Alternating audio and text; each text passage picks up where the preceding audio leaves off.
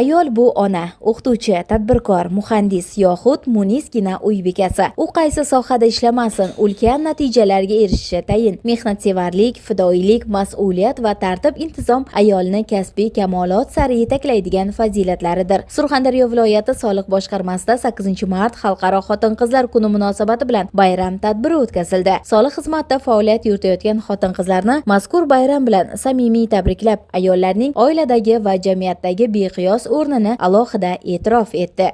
Bugun 8-mart Xalqaro xotin-qizlar kuni munosabati bilan Surxondaryo viloyati soliq boshqarmasida mehnat qilayotgan xotin-qizlar uchun bayram tadbiri tashkil etildi. Bu nafaqat bayram, balki mehnatimiz qadrlanayotganining yorqin namunasidir. Ayollarga ko'rsatilayotgan e'tibor va e'zoz bizga yanada ko'proq kuch-g'ayrat bag'ishlaydi. Bunday e'tirofdan juda xursand bo'ldik.